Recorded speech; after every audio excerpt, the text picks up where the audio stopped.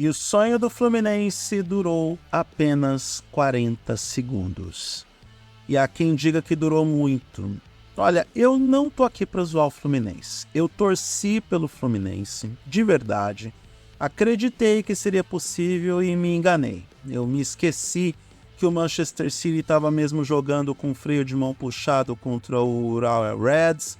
Eu acompanho pouco o campeonato inglês, vou passar a acompanhar mais agora no primeiro semestre de 2024, apenas para acompanhar, para ver como é que o time do Guardiola vai na Liga dos Campeões. Mas fato é que existem dois mundos do futebol. E a gente tem que ter muita calma para fazer essa análise e estabelecer as separações claras para que ninguém fique chateado comigo, principalmente o torcedor do Fluminense. Aliás, quero já deixar esse recado logo de cara. Torcedor do Fluminense, comemore até onde o seu time chegou, porque é o Fernando Diniz como técnico. E eu quero deixar claro que pro futebol do Fluminense, o Fernando Diniz funcionou. Não podemos dizer que não funcionou. Eles alcançaram os resultados, conquistaram a Libertadores jogando com inteligência e jogando o campeonato. De novo, semifinal contra o Internacional e principalmente a final contra o Boca Juniors foi jogada jogando o jogo, entendendo o jogo que estava jogando, entendendo os seus adversários e superando o adversário.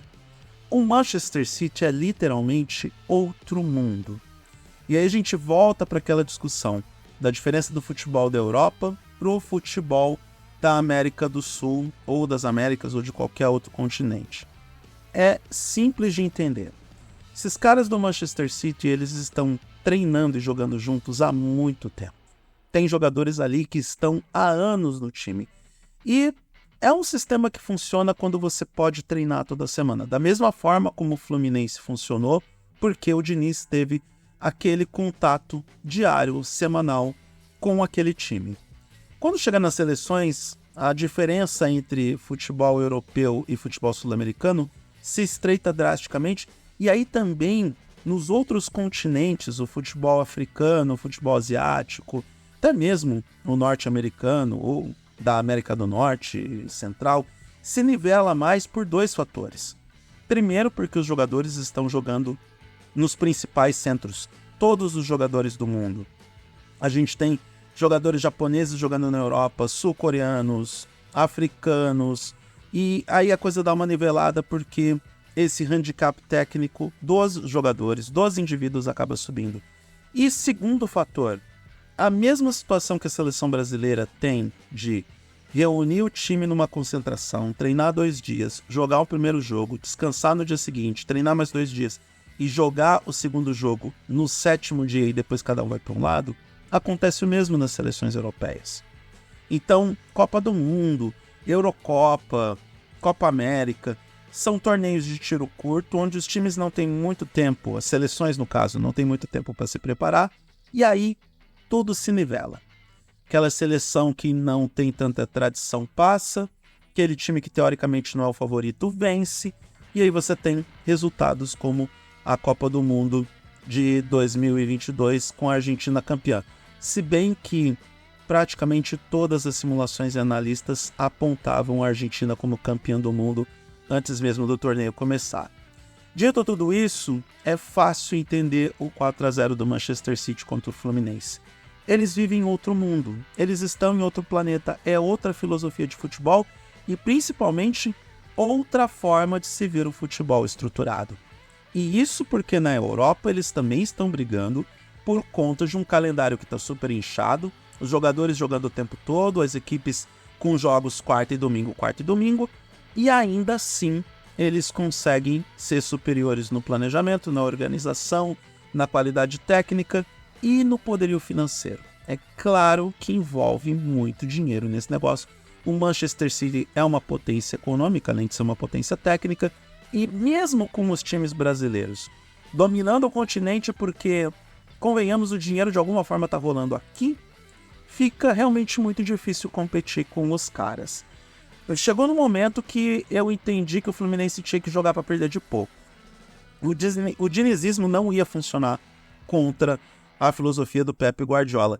E quem assistiu o jogo com atenção viu o Manchester City que, diferente daquilo que acredita Felipe Melo, e eu vou falar sobre isso mais adiante, um time que respeitou o Fluminense o tempo todo, a ponto de pressionar o tempo todo a saída de bola do Fluminense, que entendeu muito bem o jogo que o Fluminense fazia e que em alguns casos nem precisou fazer muito esforço para neutralizar o jogo do Fluminense. O primeiro gol que saiu com 40 segundos aconteceu porque Marcelo decidiu fazer um jogo, uma inversão de jogo, quando praticamente todo o time do Fluminense estava do lado esquerdo do campo e apenas um jogador do lado direito. Ele tentou fazer a inversão de jogo e aí, bola roubada, Manchester City 1-0. Algumas falhas pontuais de zagueiros, falhas do Felipe Melo e de outros jogadores, eu não vou encontrar culpados de forma individual. Acho que Marcelo, Felipe Melo, Ganso, John Kennedy, ninguém tem culpa. Nem o Diniz tem culpa do que aconteceu contra o Manchester City. Não acho que se fosse outro time ou se fosse outro treinador, que o resultado seria diferente. O Guardiola é o melhor treinador do mundo, ele é um dos melhores treinadores da história do futebol e ele montou o Manchester City com triangulações, com aproximações dos jogadores, as trocas de bola. De novo, Manchester City mantendo a posse de bola, o que é importante para os caras.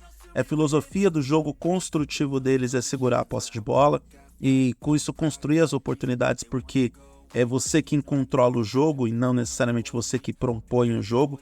E aí é por isso que o dinizismo não funcionou e não ia funcionar, porque a filosofia do Fernando Diniz é propor o jogo ofensivo, mas não digo sem responsabilidades defensivas, mas diante de um time tão físico quanto o Manchester City, fica difícil você ter no seu sistema defensivo o Marcelo e o Felipe Melo, que não aguentam mais jogar um jogo de 90 minutos. Sem falar no Ganso, que quando o John Kennedy entrou, o Ganso teve que assumir uma função um pouco mais defensiva também, ou de pelo menos construção de jogo para municiar o John Kennedy. Então, o Fluminense jogou o que tinha que jogar e jogou o jogo que podia fazer contra um Manchester City que é outro mundo no futebol. E a gente tem que fazer as reflexões do porquê que isso acontece. Na minha modesta opinião, o futebol sul-americano, não apenas o brasileiro, precisa efetivamente se ajustar àquilo que dá certo. Tem muitos ufanistas dizendo onde já se viu o Brasil se ajustar à Europa para poder vencer os caras. Mas não tem jeito em termos de organização, calendário, distribuição de jogos. E, de novo, tem muito time na Europa reclamando do volume de jogos, de um calendário muito inchado, que dirá no Brasil que tem campeonato estadual, não é mesmo? Então a gente tem que olhar para o modelo de negócios dos caras e entender que o nosso futebol tem muito para aprender e muito para se ajustar para chegar no nível deles. E é claro que tem a questão econômica, é claro que dinheiro não é problema para o Manchester City. E é difícil ter um time brasileiro com a mesma robustez financeira. Quem mais chega próximo disso no Brasil, na minha modesta opinião, são Palmeiras e Flamengo. E ainda assim esses times sucumbiram na Libertadores. E é sinal que nem todo o dinheiro do mundo resolve todos os problemas. E só para finalizar, para falar do senhor Felipe Melo. Que vontade de aparecer, né, Felipe Melo? Que vontade de aparecer.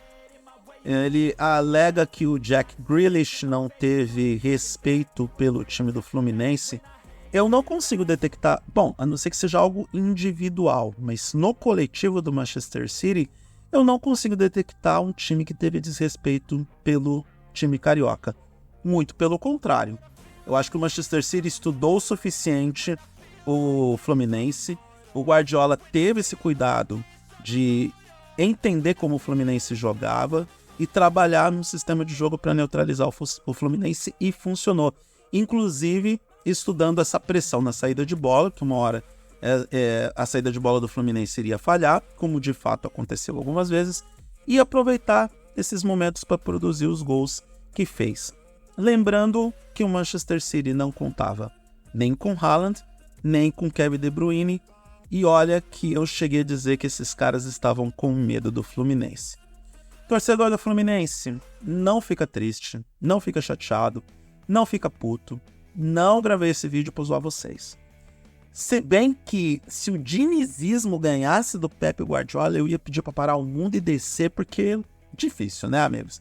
Difícil acreditar que o Fernando Perninha conseguiria neutralizar, dar um nó tático num dos treinadores mais geniais da história do futebol. De qualquer forma, parabéns pro Fluminense por pelo menos tentar jogar o jogo. Eu não acho que o Fluminense se acovardou, não acho que andou para trás, não acho que foi um time, sei lá, que não sentiu ou que não quis, pelo menos, tentar fazer com que o jogo tivesse contornos diferentes. Eu entendo que o Fluminense alcançou o seu limite, como vários outros times brasileiros que disputaram o Mundial de Clubes nos anos anteriores. É claro que a gente teve algumas vergonhas, né, como eliminações precoces de Internacional, de Grêmio, de Flamengo, né? Se bem que os times que conseguiram chegar, os brasileiros que chegaram na final depois que o Corinthians conquistou o título de 2012, fizeram um bom papel e fizeram o que podiam diante dos seus adversários no Mundial, com exceção óbvia do Santos em 2013 contra o Barcelona, porque aquilo foi um massacre. Então, meus amigos, o Fluminense está de parabéns pelo Mundial que fez, está de parabéns pelo vice-mundial, vice-campeão mundial.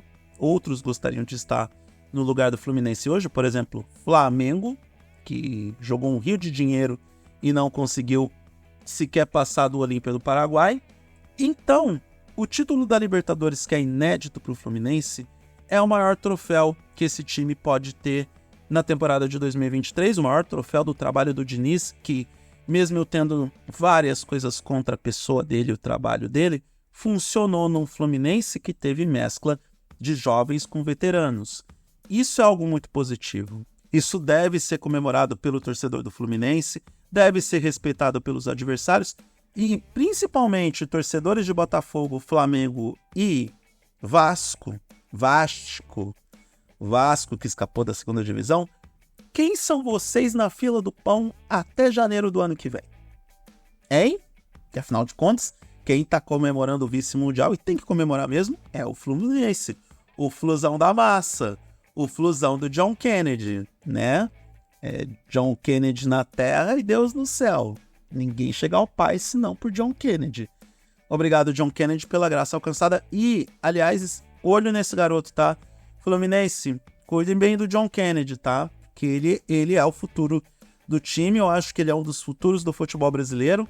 E, com certeza, algumas equipes observaram pro talento desse cara durante a Libertadores e durante o Mundial. E cuida bem desse cara para ele ficar mais tempo no Fluminense, porque, caso contrário, algum time do exterior vai com certeza contratar o rapaz e pegar o seu talento e transformar em um superastro do futebol. E é isso. Será que este é o último vídeo sobre esportes que eu gravo no ano? Talvez. Tem um lance com o Max Verstappen que eu quero comentar com vocês para dizer qual é a minha opinião e tentar fazer um exercício de futurologia sobre a carreira do piloto holandês da Red Bull. Mas isso é assunto para outro vídeo. Por hora é isso, eu sou Eduardo Moreira, deixo um grande abraço para todo mundo, principalmente para os torcedores do Fluminense, porque o time está de parabéns pro nível que alcançou durante 2023. Não fiquem tristes, isso passa, é apenas um jogo de futebol. E é isso, um grande abraço para todo mundo e até a próxima.